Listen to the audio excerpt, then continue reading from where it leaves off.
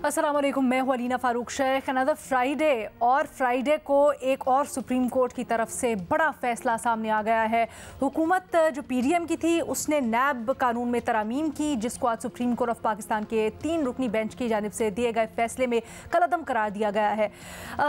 जो मौजूदा chief justice of Pakistan हैं जस्टिस उमर अता बंदयाल, उन्होंने अपनी रिटायरमेंट से पहले परहैप्स उनका आखिरी फ़ैसला सुनाया है और ये फ़ैसला किसी शौक से कम नहीं है। 2-1 से फैसला सुनाया गया है, जिसमें जस्टिस इजाजुल एहसन और जस्टिस बंदयाल ने जो नैब तरामीम हैं उनको कलअदम करार दिया है और बेशतर शिकें इसकी ख़त्म कर दी हैं जो तरामीम की गई थी। लेकिन जस्टिस मंसूर अली शाह ने इख्तलाफ किया इस फैसले से। और आपको याद होगा इससे पहले भी जो ऑर्डर आया था मुख्तलिफ समातों में जो उनके रिमार्क सामने आए थे, उसमें वो गाहे गाहे कुछ इख्तलाफी नुक्ते भी उठाते रहे थे। बहरहाल आपको फैसले से आगाह करते हैं। इस फैसले के मुताबिक 50 करोड़ रुपए से कम मालियत के केसेस की तहकीकात की अब इजाज़त होगी। प्ली बार्गेन से मुतल्लिक तरामीम को ख़त्म कर दिया गया है। अवामी ओहदों पर फाइज शख्सियात के रेफरेंसेस ख़त्म करने से मुतल्लिक फ़ैसले भी कलअदम करार दे दिए गए हैं। ये इस कानून में सबसे अहम शिक है, क्योंकि जितनी भी सियासी शख्सियात हैं वो इससे मुतासिर होंगी, जिसमें Asif Zardari, Nawaz Sharif, Shahbaz Sharif, Shahid Khaqan Abbasi, Yousuf Raza Gilani, just to name a few. बहुत सी शख्सियात हैं, बहुत से केसेस हैं जो इसके बाद खुल जाएंगे। न सिर्फ अहम शख्सियात के, सियासी शख्सियात के, बल्कि ब्यूरोक्रेसी में भी बहुत से केसेस हैं जो इसकी वजह से खुल जाएंगे। इसका जो रिटन ऑर्डर है वो अभी तक तो जारी नहीं हो सका है, तो इसलिए हम टेक्निकल वजूहात के ऊपर तो खुलकर बात नहीं करेंगे, लेकिन जितनी तफसीलात सामने आई हैं उसके ऊपर हम तजिया तबसरा करेंगे। और ख़ासकर ये जो शॉर्ट एंड स्वीट ऑर्डर दिया गया है, ये कितना स्वीट होगा, किसके लिए स्वीट होगा, किसके लिए बिटर होगा। क्योंकि इनिशियल जो इसके ऊपर रिस्पॉन्स आया है, राना सनाउल्लाह और अता ताड़र साहब तो नून लीग के कह रहे हैं कि इससे सियासतदानों को और ख़ासकर उनकी जमात को कोई फ़र्क नहीं पड़ेगा। बिलावल भुट्टो ज़रदारी साहब ने भी कुछ ऐसे ही रद्द अमल का इजहार किया कि वो तो नैब के केसेस पहले भी भुगतते आए हैं और ये जो तरामीम कलअदम करार दी गई हैं इससे उनको कोई फ़र्क नहीं पड़ता। बल्कि राना सनाउल्लाह साहब ने तो मुड़कर ये कहा कि जो मेन पटिशनर हैं यानी चेयरमैन तहरीक इंसाफ साहब, अब उनको ये जो तरमीम है वो बेनिफिशरी थे सबसे बड़े, उनको भुगतना पड़ेंगी। ज़रा पूछते हैं अपने तजियाकारों से कि ये जो फ़ैसला आया है सियासी मंजरनामे पर इसके असरात क्या होंगे। हमें इस डिस्कशन के लिए ज्वाइन करें हफीज़ुल्लाह न्याई साहब, मज़हर अब्बास साहब मेरे साथ स्टूडियोज़ में मौजूद हैं, महमूद सरफराज साहिबा स्काइप के थ्रू, और इरशाद भट्टी साहब इस्लामाबाद स्टूडियो से हमें ज्वाइन कर रहे हैं। महमूद, सबसे पहले आपकी राय जानना चाहूँगी। जैसे अभी हमने कहा शॉर्ट एंड स्वीट फैसला सुनाने की बात की गई थी चीफ जस्टिस की जानिब से, क्या समझती हैं किसके लिए स्वीट, किसके लिए बिटर? दावे तो बड़े हो रहे हैं इससे मुतल्लिक। अच्छा अलीना, इसमें मैं ये ज़रूर कहती जाऊँ कि ये कोई सरप्राइजिंग फैसला नहीं था। बहुत से लोग जब से ये पिटिशन दायर की गई है वो यही कह रहे थे कि ये जो नैब के अमेंडमेंट्स हैं इनको ये स्ट्राइक डाउन करेंगे। और क्योंकि जिनकी तरफ से पिटिशन लाई गई, आपको पता है कि बंदयाल साहब की लेगेसी के अंदर जो है ये बात भी आती है कि वो एक तरफ से एक सियासी जमात को शायद एक परसेप्शन है कि उनको फेवर करते हैं, तो इसलिए ये चीज़ तो सामने जो थी एज सच जो है इवन लीगल फ्रेटर्निटी के लिए भी मेरे ख्याल में ये फैसला कोई ख़ास सरप्राइजिंग नहीं है। अच्छा, दूसरी चीज़ ये है लीना कि आपको पता है कि इस प्रोग्राम के अंदर मैंने तो जब भी इसके ऊपर नैब के ऊपर राय दी है वो यही दी है कि जो नैब का कोई मतलब ओरिजिनल कानून भी जो था और जिस तरीके से नैब जिस मकसद के लिए एक डिक्टेटर ने बनाई थी, वो मकसद था सियासी जमातों को उनके खिलाफ इस कानून को, इस इदारे को एज अ पॉलिटिकल टूल इस्तेमाल करने के लिए। और ये बात खाली हमने नहीं की, ये जुडिशरी के अपने फैसलों में भी ये बात कही गई। आपको याद होगा कि पिछली दौरे हुकूमत जो पीटीआई के दौरे हुकूमत थी उसके अंदर जो जुडिशरी के फैसले थे उनके अंदर भी ये बात कही गई कि नैब को इस्तेमाल किया गया है पॉलिटिकल विक्टिमाइजेशन के लिए और सियासी टूल की तरह उसको इस्तेमाल किया गया। तो ये तो वैसे ही ये जो इदारा है और ये जो इस तरह के कवानीन है ये इस तरह के तो होने ही नहीं चाहिए, क्योंकि ये किसी एक सियासी जमात को ना ये टारगेट करते, ना ये एक सियासी जमात को फेवर करते। और जो अमेंडमेंट्स आई थी वो लाई इसलिए गई थी कि नैब को किसी तरह एक सिस्टम में लाया जाए। उसके अंदर जो बहुत ज्यादा इस तरह की ड्रकोनियन या आर्बिट्री पावर्स थी कि आप किसी को भी कितने दिन रख लें, क्या चीजें, इस तरह की बहुत सारी उसके अंदर चीजें थी ना, एक तरह से मादर पिदर आजाद था नैब का इदारा। तो वो वाली जो चीज है उस चीज को के सिस्टम के अंदर लाया जाए। अब जो ये फैसला आया है, हमने देखा है कि वैसे पीटीआई के बहुत सारे लोग जो हैं वो इसको सेलिब्रेट कर रहे हैं, लेकिन मुझे लगता है कि ये सेलिब्रेशन जो है ये प्रीमेच्योर है, और ये ना हो कि ये जो इस तरह के इसकी वजह से, इसके स्ट्राइक डाउन होने की वजह से कल को ये उनके भी गले ना पड़े और उनके लीडर के भी गले ना पड़े। क्योंकि देखिए यहाँ पर एक सोच होती है कि अच्छा जी हमारे तो बुरे दिन आए हुए हैं, तो एक लेवल प्लेइंग फील्ड का, क्योंकि लफ्ज वैसे तो और मानने में इस्तेमाल होता है, लेकिन इधर भी है कि अगर हमारे इश्यूज रिड्रेस नहीं हो रहे तो फिर सारों को मार पड़ी जाए। असल मसला ये है कि ये बिल्कुल भी नहीं होना चाहिए मकसद कि किसी को भी मार पड़ी जाए। प्रॉपर प्रोसेस, ड्यू प्रोसेस होना चाहिए, प्रॉपर कवानीन होने चाहिए जिनको फॉलो किया जाना चाहिए। जरूर आप करप्शन के ऊपर, उसके ऊपर होना चाहिए, जो है कवानीन भी होने चाहिए, और ये कि उसके ऊपर एक्शन भी लिया जाना चाहिए। लेकिन नैब का इदारा जो है हमारे सामने है कि वो करप्शन को रोकने के लिए नहीं है। वो जो सियासतदान जो बैड बुक्स में होते हैं उस वक्त वो, तो महमल अब जब इतने दर्जन से जायद सियासतदानों के केसेस दोबारा खोल दिए गए हैं, अब आप इसके रेप्रिकॉशंस क्या देख रही हैं और वजह आपको इसकी क्या समझ आती है? क्या ये सिर्फ बंदियाल साहब का एक्शन है या फिर आपको लगता है कि कुछ इसके और पसे पर्दा भी अवामिल है? देखिए ये है तो जाते जाते बंदियाल साहब भी कर देंगे ना, 5 को उन्होंने ले लिया था, इसका फैसला है, उन्होंने वो जो है जाहिर बात है महफूज कर लिया था, और उन्होंने ये भी कहा था कि मैं अपनी रिटायरमेंट से पहले देकर जाऊंगा। बात ये है कि मैं वही बात कर रही हूँ कि अगर एक किसी सियासी जमात को ये लगता है कि क्या बाकी सबके भी खुल जाएंगे, तो हमने ये देखा है कि यहाँ पर कई बार ऐसा होता नहीं है। वो आपके ऊपर सर पर तलवार जरूर लटकती है, लेकिन उस वक्त जो बैड बुक्स में होते हैं या उस वक्त जो टारगेट होते हैं उन्हीं के खिलाफ होते हैं। इसलिए इन कवानीन के ऊपर तो वैसे ही मेरे ख्याल में सियासतदानों की कंसेंसस होनी चाहिए थी। ये अगर पीटीआई के जो एतराज़ात है ये एक्चुअली इनके अपने गले भी पड़ सकते हैं। अच्छा, वैसे मैं देख रही थी कुछ अकाउंट्स हैं जो पीटीआई से मंसूब भी हैं, वो ये दावा कर रहे हैं कि चेयरमैन तहरीक इंसाफ को ये इदराक था कि ये बहुत से केसेस में उनको भी मुतासिर करेगा, लेकिन उन्होंने, अब ये मुझे नहीं पता कि किस हद तक दुरुस्त है, लेकिन ये बताया जा रहा है कि उन्होंने ये प्रेफर किया कि मैं नैब तरमीम फील्ड वाली बात की है ना लीना, नहीं वो है कि अगर हमें माफी नहीं है तो दूसरों को भी मार पड़े, वो ये नहीं वो जवाब ये पेश कर रहे हैं कि चेयरमैन तहरीक इंसाफ को इदराक था कि वो उनके खिलाफ इस्तेमाल हो सकते हैं। उन्होंने इस बात को तरजीह दी कि ना हो अक्रॉस द बोर्ड, बेशक मैं भी मुतासिर हो रहा हूँ, लेकिन अक्रॉस द बोर्ड एहतसाब हो। सो एहतसाब का जो उनका अलम था ना, उसको बुलंद रखने के लिए उन्होंने कुर्बानी दी है। लीना वो लेवल प्लेइंग फील्ड वाली बात ही है। अच्छा, मान ले, हाँ, फिर वो यही है कि अगर हमें माफी नहीं है तो फिर दूसरों को मार पड़े, लेकिन इसकी क्या गारंटी है? इस वक्त तो यही नजर आ रहा है ना कि एक जमात जो है वो जरा बैड बुक्स में ज्यादा। अच्छा भट्टी साहब, फिर ये क्या गारंटी है? भट्टी साहब, आप काश 4-5 और फैसले कर जाते, तौहीन पार्लियामेंट, जो तौहीन सुप्रीम कोर्ट, तौहीन आइन और तौहीन पार्लियामेंट की आड़ में छुपने वाले लोगों को, और जिन्होंने किरदार कुशी की, तज़हीक की, उनको भी आप सज़ाएँ सुना जाते। इम्प्लीमेंट होता ना होता तो आज आप दूसरी सतह एक और तरह से आपका नाम लिया जाता।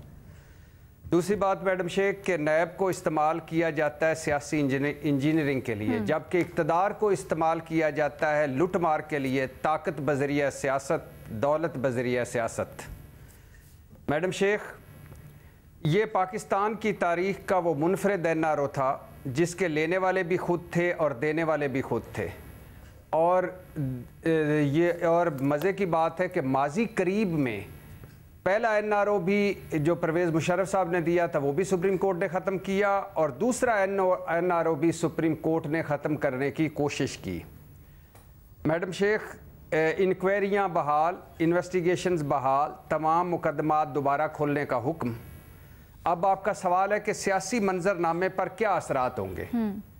मैडम शेख के पहला असर तो ये होगा कि तहरीक इंसाफ अब असली नैब भुगतेगी। और इमरान खान साहब के एक वकील से मेरी बात हुई चंद दिन पहले, तो उन्होंने कहा कि हमारी डिस्कशन में ये बात हो रही थी, तो इमरान खान ने कहा कि मेरा कोई भी, अगर नैब की तरमीम कालदम नहीं भी होती तो मेरा कोई भी केस उसकी आड़ में ख़त्म ना कराया जाए जो नैब की तरमीम ख़त्म हुई हैं। अच्छा, मैं मेरिट पे केस भुगतूंगा और मेरी ख्वाहिश है कि नैब की तरमीम जो हुई हैं वो कालदम करार दे दी जाएँ। तो पहला झटका तो तहरीक इंसाफ को लगेगा और इस फैसले के बाद सुना जा रहा है कि कई गिरफ्तारियां मुतवक्को हैं तहरीक इंसाफ से। दूसरा है कि ये इमरान खान और तहरीक इंसाफ के बयानिए की भी फतह है कि अपनी करप्शन छुपाने के लिए ये आए और अपनी करप्शन छुपा कर ये चले गए। अच्छा, और इस फैसले से इस पर मोहर लग गई। तीसरा है मैडम शेख के गो के पीडीएम हुकूमत में तफ्तीशी इधर उधर हो चुके, रिकॉर्ड इधर उधर हो चुका, कुछ केसों में अदालतें बरी कर चुकी और टीटी केस तो एक ऐसा केस था जिसमें पूरे गवाह भी नहीं सुने, पूरा केस भी नहीं सुना और वो बरी हो गए और फिर वो जज साहब इंफॉर्मेशन मिनिस्ट्री में सुना है कमिश्नर इंफॉर्मेशन लग गए। नैब बदल चुका, हवाओं का रुख बदल चुका है। पीडीएम और ख़ास तौर पर मुस्लिम लीग नून इस वक्त कमाल अरूज पर है। एक जेब में तराजू का पलड़ा है, दूसरी जेब में लेवल प्लेइंग फील्ड है। लिहाजा अब ये फैसला कोई बहुत ज़्यादा उन पर असरअंदाज होता नज़र नहीं आ रहा। हाँ, लटकती हुई तलवार ज़रूर है पीपल्स पार्टी पर और बाकी सारों पर। अगर बिला इम्तियाज़ और अक्रॉस द बोर्ड हो एहतसाब या कुछ किया जाए तो madam Sheikh short and sweet अल्फाज में है कि किसी के लिए ये फैसला दो धारी तलवार है और किसी के लिए लटकती तलवार है। और ये मैं कई मरतबा मैडम शेख बता चुका हूँ कि इन तरमीम के बाद जो 4 मरतबा तरमीम की इस पीडीएम हुकूमत ने 1050 करप्शन केस फारग हो चुके थे। 510 केस सिर्फ एक तरमीम के 50 करोड़ से कम की करप्शन नैब नहीं सुन सकेगा, 510 केस उसमें फारग हुए और 290 केस असासों से ज़्यादा आमदन वाले फारग हुए। और सबसे ज़्यादा मुस्तफ़ीद हमारे दोस्त हसनात मलिक कहते हैं कि सबसे ज़्यादा मुस्तफ़ीद हसनात अहमद कहते हैं कि मूसीओ कामरेड शहबाज शरीफ साहब जो थे वो मुस्तफ़ीद हुए। मैडम शेख आखिरी बात कि ये आप छोड़ दीजिए कि कुछ साबित होता है कि नहीं होता, आप छोड़ दीजिए कि इनके पेटों से कुछ निकलता है कि नहीं निकलता, आप छोड़ दीजिए कि कौन पकड़ा जाता है कौन छूट जाता है। इशू ये है कि जब आप इक़्तिदार में आकर कहें कि बैरून मुल्क से आया सबूत काबिल कबूल नहीं, मुल्ज़म मनी ट्रेल देने का पाबंद नहीं, असासों की तारीफ बदल दें और दूसरी बात है कि नैब को एक वजारत के अंडर कर दें, 50 करोड़ से कम करप्शन पर नैब ना पूछे, मनी लॉन्ड्रिंग नैब के दायरा कार से बाहर और नाजायज़ इख्तियार जो हैं वो भी नैब साबित करे। और इसके अलावा मैडम शेख जब ऐसी तरमीम होंगी और ऐसी तरमीम होंगी, बेनामीदार की तारीफ बदलेगी, बारे सबूत सारा नैब पर आएगा, तो कौन समझेगा, कौन कहेगा ये कुछ भी ना निकले, कुछ भी ना करें। कौन आज इनको कह रहा है कि ये दूध के धुले हैं और साफ हैं? किसी का नाम ले लें, यानी एक सदर और 6 साबिक वज़ीर आज़म। अच्छा, मैं सारी इंजीनियरिंग हो गई है। सर देखिए, मैं टेक्निकल पॉइंट्स पे आज इसलिए भी नहीं जा रही हूँ क्योंकि इसमें बहुत सी ऐसी शिकायत थी जो बिल्कुल उसके ऊपर काबिल एतराज़ थी या उसके ऊपर डिबेट होना ज़रूरी थी, लेकिन बहुत सी ऐसी शिकायत थी जो कि दुरुस्त भी तरमीम की गई थी, उसके ऊपर ज़रा टेक्निकल और सुना है नहीं छेड़ा गया। तफसीली फैसला आएगा तो पता चलेगा, लेकिन सुना है उनको नहीं छेड़ा गया। एग्जैक्टली, मैं इसीलिए अभी कमेंट्स रिजर्व कर रही हूँ और हम इतनी टेक्निकल बात नहीं भी कर रहे क्योंकि तफसीली फैसला आ जाए उसमें तफसीलन वजूहात होंगी तो हम उसके ऊपर ज़्यादा बेहतर तरीके से बहस कर सकते हैं। लेकिन एक चीज़ मुझे ज़रूर बता दीजिएगा, ये जो अभी आपने बात कही है कि कितना रिकवर हुआ ये अहम नहीं है, सर क्या ये बात बहुत ज़्यादा बल्कि अहम नहीं है कि इतने सालों में एक इदारा जो कि बनाया इसलिए गया जिसकी बुनियाद के ऊपर पूरी कौम के बयानिए और माइंड शेप अप किए गए कि सियासतदानों से पैसा रिकवर होगा, लुटेरों से पैसा रिकवर होगा। हमारे बड़े काबिल साथी हैं, सहाफ़ी हैं जाहिद गिशकोरी साहब, वो बताते हैं कि हज़ारों केसेस है, तकरीबन 18,000 से कुछ ज़ायद केसेस जो ओवर द ईयर्स सियासतदानों के नैब ने, ब्यूरोक्रेसी के इनकी तहकीकात की हैं और इनके ऊपर 57 बिलियन रुपए यानी 57 बिलियन रुपीस खर्च हुए हैं आपके मेरे, रिकवर कुछ नहीं हुआ, कुछ भी नहीं हुआ। मैडम शेख उसकी सिंपल और सादा वजह एक है कि मुशर्रफ साहब के दौर में ये बना, उसके बाद आप आते जाएं, पीपल्स पार्टी का दौर ले लें, नवाज शरीफ का दौर ले लें, इमरान खान का दौर ले लें। सर 57 बिलियन आया कुछ नहीं, सिर्फ गया। हाँ नहीं मैं मैडम शेख उसी बात कर रहा हूँ कि पहला जो सबसे बड़ा जुल्म करते हैं वो करते हैं कि अक्रॉस द बोर्ड नहीं करते। दूसरा जुल्म करते हैं कि जब करीब पहुंचता है तब मामला लुटा जाता है, क्योंकि माफियाज का मुल्क है, ताकतवरों का मुल्क है, पैसे वालों का मुल्क है। अब मुझे एक सिंपल सी बात बता दें, कभी आजकल हुई है BRT की बात, मालम जब्बा की बात, वो KP की करप्शन की बात, कभी वो हुई है उसकी बात, वो हेलीकॉप्टर इमरान खान का जो इस्तेमाल था? क्यों? क्योंकि महमूद खान और परवेज़ खटक तरीके इंसाफ छोड़ गए हैं, अब वो एक धड़ा बना चुके हैं, तो अब उनसे कौन पूछेगा? थोड़ी नाइंसाफी नहीं होगी? क्योंकि की थी मालम जब्बा की बात, की थी BRT की बात, लेकिन वो क्या उसके पीछे अवामिल थे, और फिर बाकी भी, ना सिर्फ ये बल्कि बाकी सियासतदानों के भी किस तरह से केसेस खोले जाते हैं, फिर किस तरह से बंद किए जाते हैं, वो भी सबके सामने है। मैडम शेख, ये थोड़ा सा अनफेयर हो जाएगा। मेरा सिंपल सादा सा ये हम अगर फर्ज कर लें, आखिरी दो बातें हम फर्ज कर लें, ये मान भी लें कि नैब जो है ये इस पॉलिटिकल इंजीनियरिंग के लिए बना, और फर्ज कर लें, मान भी लें कि यानी हमारे यहाँ कैपेसिटी इश्यूज हैं, तफ्तीश, तहकीक और उसके बाद साबित करना। लेकिन असल बात यह है कि ये सारे केसेस झूठे भी नहीं और सारे केस सच्चे भी नहीं, और इसमें प्रॉब्लम यह है कि 5-7 झूठे केसों की वजह से 90% सच्चे केस फारिग हो जाते हैं, और यही हो रहा है। और कोई करना ही नहीं चाहता एहतसाब। जब जिस दिन किसी ने कुछ करना चाहा, सारे साबित हो जाएंगे। मैडम शेख, कोई एक ऐसा बंदा आ जाए, कोई भी आपकी पार्लियामेंट से आ जाए, आपकी जुडिशरी से आ जाए, कहीं से भी आ जाए, एक बंदा आ जाए, अल्लाह का कोई बंदा हो जो अक्रॉस द बोर्ड करे और या ख़त्म कर दे, लकीर लगा दे कि ये धुले हुए हैं दूध के धुले, या कह दे कि इनके पास पैसे हैं। यानी टीटीस जो वाला था, बार-बार एक बंदे के ऊपर भट्टी साहब का इसरार है। भट्टी साहब रुके जरा, ब्रेक पे जाते हैं, ब्रेक से वापस आने के बाद जरा इस एक बंदे से मुतालिक भी आपसे पूछते हैं, और ये लटकती तलवार से मुतालिक आपने जो जिक्र किया है, न्याजी साहब और मजहर अब्बास साहब इसके बारे में क्या राय रखते हैं? एक ब्रेक के बाद। सुप्रीम कोर्ट के नैब तरमीम से मुतालिक जो फैसला है उसके ऊपर तजिया तबसरा कर रहे हैं हम। न्यायी साहब, आप बताइएगा क्या राय है? ब्रेक से पहले भट्टी साहब ने इसको सबके लिए एक लटकती तलवार करार दिया। अब ये जो भट्टी साहब की लटकती तलवार है, इससे क्या मतलब लिया जाए, और ये आने वाले दिनों में खासकर सियासी मंजरनामे के ऊपर किस तरह से असरअंदाज हो सकता है? अलीना, मैं भट्टी साहब की तो जो फलसफाना गुफ्तगू है उसके पे तो क्या तबसरा करूं। बहरहाल माशाल्लाह उनका बड़ा सेटल ओपिनियन है, और जो भी है वो बरज़ा और रग़बत उस पर राजी है। लेकिन क्राइसिस ये है कि इस नैब ऑर्डिनेंस जो है इसमें दो राय नहीं है कि ये जब 1999 में इंट्रोड्यूस कराया गया था तो उस वक्त नवाज शरीफ साहब की गवर्नमेंट थी, लेकिन असल में इसको 4 चांद लगाए थे मुशर्रफ साहब ने 2001 या 2002 में, इसको पूरा ओवरऑल करके, और उसके अंदर वो जो सारे अभी महमद भी फरमा रही थी कि ड्रैकोनियल जो क्लॉजेज है वो इंट्रोड्यूस कराई गई थी, जो किसी भी दुनिया के अंदर उनको कहीं पे भी लोकस स्टैंडर्ड नहीं है कानून की नजरों में। कानून की नजरों में अभी भी पिछले दिनों सुप्रीम कोर्ट के जज ने कहा था, और कि ये जज बार बार कहते हैं कि जो मुल्ज़िम होता है, जिसमें इल्जाम लगा होता है, वो कानून का, अदालतों का लाडला बच्चा होता है। उसको हमेशा जब आप किसी को सजा देनी है तो वो आपको बियॉन्ड आउट ऑफ डाउट उसके खिलाफ सबूत लाने होते हैं। कत्ल के केस के अंदर मामूली सी एक एविडेंस भी आपको ऊपर नीचे हो जाए तो पूरा केस खराब हो जाता है, क्योंकि उसमें डाउट पड़ जाता है। उनका ख्याल होता है कि इंसानी जान एक और न चली जाए, क्यों जा चुकी है, एक और न चली जाए।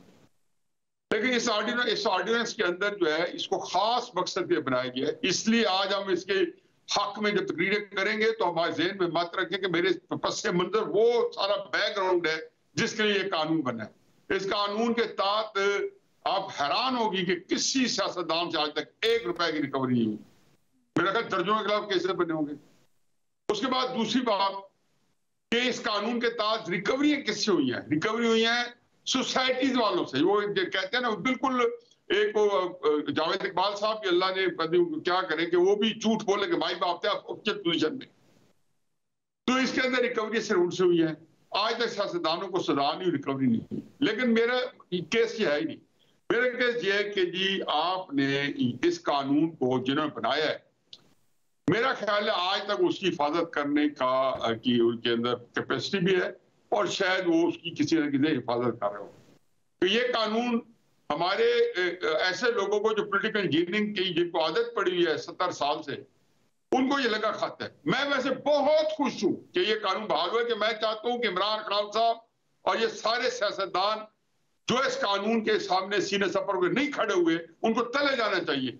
यही कानून जब 2008 के अंदर जब एक 2/3 मेजोरिटी आ गई, कानून क्या आइन तब्दील हो रहा था, 18th अमेंडमेंट लाई जा रही थी, तो नवाज शरीफ को और जरदारी साहब को क्यों नहीं ये तौफीक हुई कि उन्होंने इस कानून को बदला? इसलिए कि नवाज शरीफ साहब ने कभी ये समझा ही नहीं था। जैसे जून 2022 में इमरान खान जब ये पिटीशन कर रहे थे, तो उनके वहम गुमान में नहीं होगा ये कानून आगे बूमरैंग बनेगा। तो तहरीक इंसाफ वाले 100 कहते हैं कि वो तो झूठों के माई बाप है, वो हर चीज के मुताबिक ढाल लेते। वो कहते कोई मुंह पे जूता पड़ जाए तो कहते हैं ये तोहफा, और ना पड़े तो भी ये भी उनके हक में जाता है, ये किसी दूसरे पे पड़ जाए। अब इन्होंने यही नवाज शरीफ साहब थे, यही मेमो गेट से लेके ख्वाजा आसिफ साहब इसको सुप्रीम कोर्ट में लेके गए थे, जो भी जिक्र किया ना हमने कि सुप्रीम कोर्ट ने स्ट्राइक डाउन कर दिया था 2009 में एनआरओ इफ्तिखार चौधरी साहब की अदालत थी, तो लेके कॉम्पिटिशन कौन था? मुस्लिम लीग थी उसके अंदर। ये हमारी आयरनी है जैसे आज इमरान खान पिटीशन है, क्योंकि किसी के वहम गुमान में ये नहीं होता। हाँ, एक दफा मैंने सीरियसली सोचा, लेकिन तब नहीं कर सकते।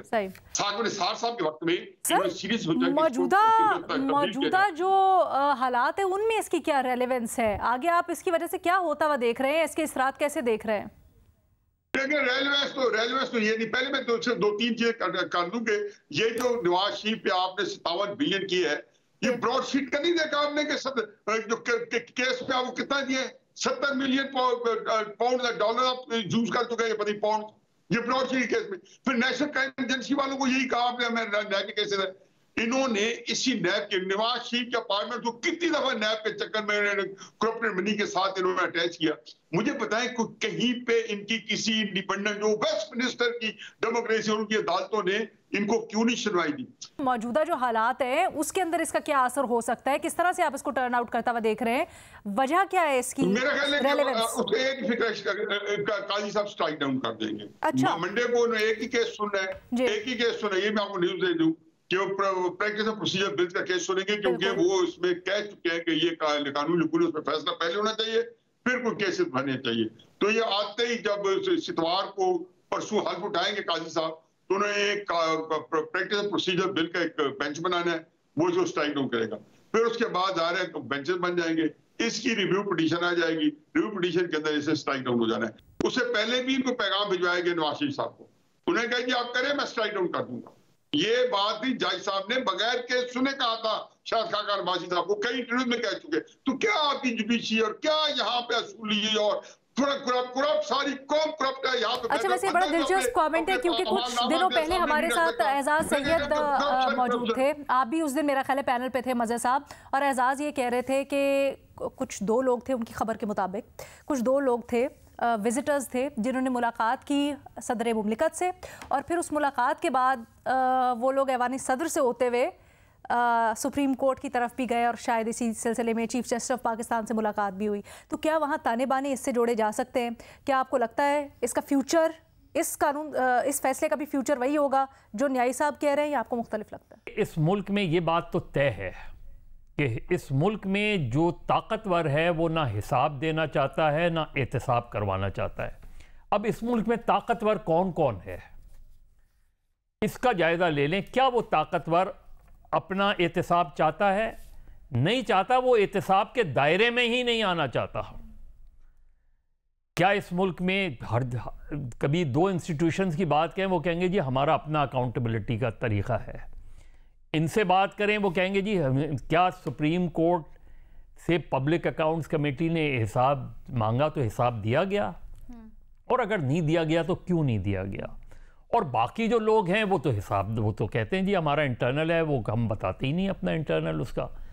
तो रह जाए कि किस चीज़, किस क्लॉज को, इस फैसले की किस क्लॉज को बरकरार रखा गया। वो था ब्यूरोक्रेट्स, कि जी ब्यूरोक्रेट्स को रखा गया उसको, बाकी किसी का, बाकी फिर कौन रह जाता है? पॉलिटिशियंस रह जाते हैं, हुक्मरान रह जाते हैं। क्या हुक्मरानों को हिसाब देना चाहिए? बिल्कुल देना चाहिए। क्या हुक्मरानों का एहतसाब होना चाहिए? बिल्कुल होना चाहिए। क्या वो हिसाब देते हैं? नहीं देते। क्या उनका एहतसाब होता है? नहीं होता। उनका एहतसाब के नाम पे पॉलिटिकल ब्लैकमेलिंग होती है, और ये आज से नहीं होती, ये बरसा बरस से चली आ रही है। बहुत माजी में ना भी जाएं, हम अयूब खान के पीरियड में ना भी जाएं, तो नवाज शरीफ साहब ने आके एहतसाब ब्यूरो क्यों बनाया था? अपने सियासी मुखालफीन को दबाने के लिए, अपने सियासी मुखालफीन के खिलाफ वो एहतसाब ब्यूरो बनाया गया था, जिसके सबूत हमारे सामने हैं।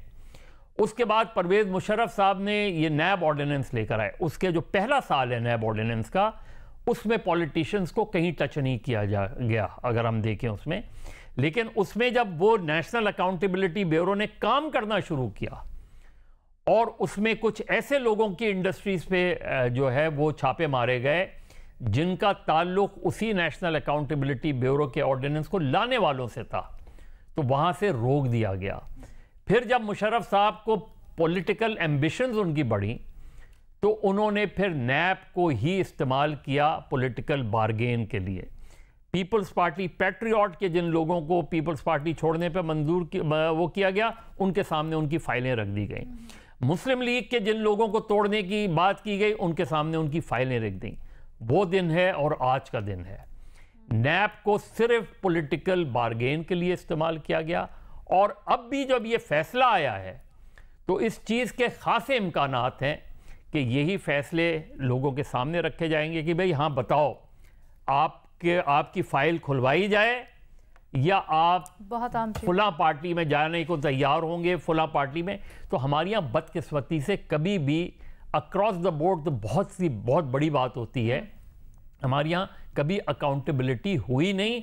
हाँ, अकाउंटेबिलिटी का नाम इस्तेमाल हुआ एक दूसरे के मुखालिफिन के लिए। बात की है कि आगे जाके इसको बार्गेनिंग चिप के तौर पर इस्तेमाल किया जा सकता है। लोग बड़ी बातें भी कर रहे हैं कि ये जो फैसला आया है इसकी वजह से इलेक्शंस के ऊपर एक सवालिया निशान लग गया है। क्या आप समझते हैं दुरुस्त है? देखिए, इलेक्शन मतलब ये ना कि ये गो स्लो कह सकते हैं ना आप इसको, गो स्लो भी कह सकते हैं आप इसको। बिल्कुल एक पॉलिटिकल बार्गेन के तौर पे ये वो इस्तेमाल होगा अनटिल अनलेस, जिस तरह न्याजी साहब कह रहे थे कि अगर फुल कोर्ट बना दिया जाए और फुल कोर्ट के सामने ये चीज़ चली जाए, फुल कोर्ट फिर फैसला कर ले। फुल कोर्ट मीटिंग होती या नहीं होती, मेरे ख्याल में होगी, फुल कोर्ट मीटिंग भी होगी, और ये सारे जितने भी फैसले हैं सब तो उसके आगे का भी खाका खींच रहे हैं ना। वो कह रहे हैं अगर वहां से फैसला खिलाफ आया पावर्स दैट बी के, तो वो अदलिया के खिलाफ नहीं। अगर फुल कोर्ट देखें, अगर कोई रिव्यू इसमें फाइल होता है, अब रिव्यू फाइल कौन करेगा? क्या निगरान फाइल करेंगे? क्यों फाइल करेंगे निगरान को? क्यों, क्या पड़ी है निगरान को फाइल करने की इसके खिलाफ? तो असल चीज़ ये है कि जो चीज़ हो सकती है वो ये कि अगर आपको याद हो ये जो पिटीशन लगी है 18 को, बट सर एक चीज़ मुझे जरा कीजिएगा, यकीनन आपकी किसी कानूनी माहिर से भी इसके ऊपर अगर बात हुई हो, तो क्या ये जो जस्टिस मंसूर ने भी इसके ऊपर इख्तलाफ किया, फिर एक सीरीज चलती आ रही है कि बेंचेस की फॉर्मेशन के ऊपर इख्तलाफ कर रहे हैं, इस बुनियाद के ऊपर प्रैक्टिस एंड प्रोसीजर का फैसला आता है मंडे को या उसके सब्सिक्वेंटली, तो इस बुनियाद के ऊपर ये कलअदम करा दिया जा सकता है? देखिए, कोर्ट एंड प्रोसीजर उसका वो क्या सुप्रीम कोर्ट का ये तो नहीं कह सकते, लेकिन ये ज़रूर है कि जब काजी फायद ईसा साहब ने ये बात ज़रूर की थी कि पहले इसका फैसला करें बेंच बनाने से पहले, कोई भी बेंच बनाने से पहले, और उसके बाद वो किसी बेंच का हिस्सा नहीं बने। तो क्या इस पर फुल कोर्ट एंड प्रोसीजर उस पर फुल कोर्ट बनेगा, और फुल कोर्ट जब फैसला करेगा तो उसके कॉन्सिक्वेंसेस क्या होंगे, जाहिर है वो हमें देखना पड़ेगा उसके। लेकिन ये अपने तौर पे ये बात ठीक है, अगर हम सिर्फ जिस पे आज फैसला आया है अगर हम इसको देखें तो आप देखेंगे पहली चीज़ ये कि क्या उस वक्त के हुक्मरानों को, यानी पीडीएम के हुक्मरानों को, क्या इसे टेकअप करना चाहिए था? और टेकअप करने, क्योंकि वो डायरेक्टली मुतासिर थे, तो मैं अगर डायरेक्टली मुतासिर हूं तो मैं अपने बारे में खुद जजमेंट नहीं कर सकता। मैं ऐसी तरामीम नहीं कर सकता कि जिसको मैं बराह रास्त मुझे रिलीफ मिल रहा है। में कोई ना कोई होगा ना, इसके ऊपर तो हम बड़ी दफा बहस कर चुके हैं कि कोई ना कोई बेनिफिशियरी तो होगा। नहीं तो कोई इंडिपेंडेंट बनाते ना, कोई इंडिपेंडेंट ऐसी कमेटी बनाते, वो इसको लुक आफ्टर करती, वो एक ऐसे फैसले। इसलिए या फिर जिस तरह जैसे शाहिद खान अब्बासी ने कहा कि जी बेहतर होता कि आप डे टू डे हियरिंग करवाते, डे टू डे हियरिंग में आप आप अपनी अपील्स को लेके जाते उसमें, और उसमें जो भी फैसला होता। सही है। मैं एक क्विक राउंड करना चाहती हूँ, लेकिन प्लीज एनालिसिस को रैपिड फायर राउंड के तौर पे लीजिएगा और मुख्तसर तरीन जवाब दीजिएगा, बस टाइम ऑलमोस्ट खत्म हो चुका है। महमल, क्या आप समझती हैं कि ये जो बातें हो रही हैं कि इसके बाद सियासी मंजरनामे पर एहतसाब होगा, इलेक्शंस दूर दूर तक नहीं, ये दुरुस्त है? ना देखिए, एहतसाब यहाँ पर क्या होता है, ये अभी हमारे सामने इतनी एग्जाम्पल्स है, और नैब के थ्रू तो क्या ही एहतसाब हुआ है सिवाय इसके सियासतदानों के पॉलिटिकल इंजीनियरिंग और इन चीजों के अलावा। दूसरी चीज ये लीना कि ये पार्लियामेंट ने ही तरमीम करनी थी, ये अहम है, ये अहम था। इससे अब अगर पीटीआई के दौर में हो जाती तो बेशक लगता है कि दूसरे, लेकिन आपको याद होगा ख्वाजा साद रफीक ने एक दफा उन्होंने on the floor of the house ये बात की थी कि हमें पीपल्स पार्टी कहती थी कि इनको तब्दील कर दे, हमने नहीं किया, हमसे गलती हुई। तो ये गलती जो है, यानी कि अगर वो भी बेनिफिशियरी होंगे, पीडीएम गवर्नमेंट भी अगर इसकी बेनिफिशियरी होगी तो उससे कोई ना कोई तो बेनिफिशियरी होगा ना। अब अगर कल को पीटीआई के ऊपर अप्लाई करते हैं, पीटीआई की हुकूमत आई, वो आकर चेंज करे, तो हम क्यों चेंज करें? अगर एक बैड लॉ है, कभी ना कभी कोई ना कोई तो होगा। अच्छा महमल, आई एम सॉरी, मैं भट्टी साहब की भी राय शामिल करना चाहती हूँ। भट्टी साहब, क्या ये तासुर या ये राय में कुछ वजन है कि अब एहतसाब होगा, इलेक्शन जरा दूर? मैडम शेख, आज की खबर ये है कि लास्ट वीक ऑफ जनवरी और फर्स्ट वीक ऑफ फरवरी में इलेक्शन हो रहे हैं। अच्छा। और ये भी आपको बताता चलूँ कि इस हवाले से मुस्लिम लीग नून को और ख़ास तौर पर मियां मोहम्मद नवाज शरीफ साहब को सब कुछ पता है। और ये भी ज़हन में रखिएगा कि ये जो क्रैकडाउन है ये किसी जमात के ख़िलाफ़ नहीं हो। अब जो ये स्मगलरों के ख़िलाफ़, ज़ख़ीरा अंदोज़ों के ख़िलाफ़, ये जो डॉलर्स और चीनी और बिजली, ये जमात के ख़िलाफ़ नहीं है, लेकिन कोई जमात भी इससे महफूज नहीं रहेगी। तो सर, ये इलेक्शंस की डेट अनाउंस हो जाएगी? जो आप तक खबर पहुंची है वो हम तक ऑफिशियली कब तक पहुंचेगी? ये मैडम शेख, आप ये ज़हनों में रखिएगा कि वैसे तो ज़ाहिर है अभी तक ख़ास में पहुंची है, मुझ तक की पहुंची है, अवाम में बाद में पहुंचेगी, लेकिन ये ज़हनों में रखिएगा कि 21 अक्टूबर को मियां मोहम्मद नवाज शरीफ साहब अगर वापस आ जाते हैं तो उसके बाद 60 और 90 दिन के अंदर अंदर इलेक्शन हो जाएंगे और इलेक्शन कमीशन बहुत जल्द इस अच्छा बातें तो ये भी बड़ी हो रही है, अनाउंस कर देगा। अच्छा, ये बातें तो ये भी बड़ी हो रही है ना न्यायी साहब के इस फैसले के बाद क्या नवाज शरीफ साहब वापस आएंगे या वो ज़रा अपना प्लान पोस्टपोन कर देंगे? आप बताइएगा सर, आप क्या देख रहे हैं? बड़ा मुख्तसर प्लीज। नहीं, वो मुख्तसर तो मैं कर ही नहीं सकता ना, मुझे आता है मुख्तसर के लिए आप बंदे स्पेशल रखने पड़ेंगे, तो मेरे पास तो इतनी अकल है नहीं कि मैं मुख्तसर बात करूं। लेकिन मैं दो तीन बातें, पहली एक बात ज़हन में रखिए, मैं 99 के नैब ऑर्डिनेंस का प्रीवी हूँ। चौधरी शुजात उस वक्त इंटीरियर मिनिस्टर थे। नैब ये जो थी, जो ब्यूरो था, वो चौधरी शुजात के नीचे था और चौधरी शुजात साहब ने मुझे खुद बताया, तो बल्कि मैं फरमान साहब जो मेरे बहुत अच्छे दोस्त है उनके साथ भी इंटरेक्ट किया है, 100% यही लोग हैंडल कर रहे थे नैब को जिन्होंने आज तक किया है। ये उनका एक बड़ा, और मुझे ये भी पता है कि उस वक्त आईएसआई के अंदर हमारे थे मेजर जनरल रफीउल्लाह नियाजी और फिर वो आईबी के भी हेड बन गए थे। अब यहाँ से जब ये फैसला आया है तो आप क्या देख रहे हैं? बात सुने ना, लेकिन आप भी ये बात इंपॉर्टेंट है, अगर आप इसको कॉम्प्रिहेंड करें, आप व्यूअर्स को सारी चीज समझ आ जाएगी।